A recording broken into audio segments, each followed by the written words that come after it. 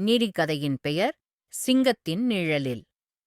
A New Tamil Historical Fiction Story in Kalki Style. பாகம் 1. கடந்த காலத்தின் குரல். தஞ்சாவூர் 17ஆம் நூற்றாண்டு. மழைக்காலம். பஞ்சநதிகளும் பெருக்கெடுத்து ஓடிக்கொண்டிருந்தன. பெரிய கோயிலின் கோபுரமே மேகங்களைத் துளைத்துவிட்டது போலத் தோன்றியது. நகரின் எல்லைக் கோட்டையில் ஒரு வீரனின் படகுக் குரலே இரத்தமாகப் பிறந்தது.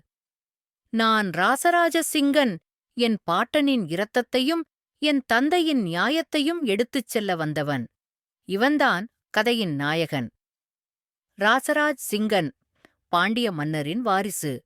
சிறுவயதில் சதி மூலம் பாண்டிய அரசு முறியடிக்கப்பட அவன் தலைமறைவானான். இப்போது அவன் திரும்பி வருகிறான். ஆனால் தனக்கே தெரியாத ஒரு மர்மம் அவனை எதிர்நோக்குகிறது. மந்திராலயத்திலே அந்திரங்கத்தில் மர்மமான ஒருவர் தஞ்சையை இயக்கிக் கொண்டிருந்தார்.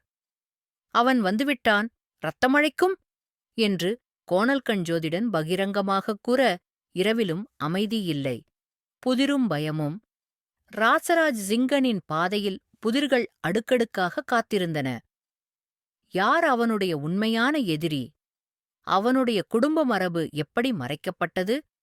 கோயில் கீழ் மறைந்திருக்கும் பரமரகசியம் என்ன? இவை அனைத்துக்கும் முடிவாக ஒரு வார்த்தை மட்டும். பரசு. ஒரு தொன்மை வாழ்.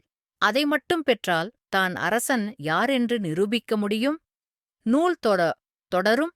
இந்த கதையை நீட்டித்து கல்கி பாணியில் பாகங்கள் வடிவில் தொடரலாம். விரும்பினால் ஒவ்வொரு வாரமும் பாகம் ஒன்றாக உருவாக்கித் தரலாம். நீங்கள் விரும்பும் காலப்பின்னணி. சோழர், பாண்டியர், மாரத்தியர்.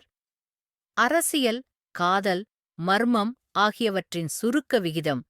இந்த விவரங்களைச் சொன்னால் அடுத்து வரும் பாகங்களை விரிவாகவும் ஆழமாகவும் எழுத முடியும். விருப்பமா?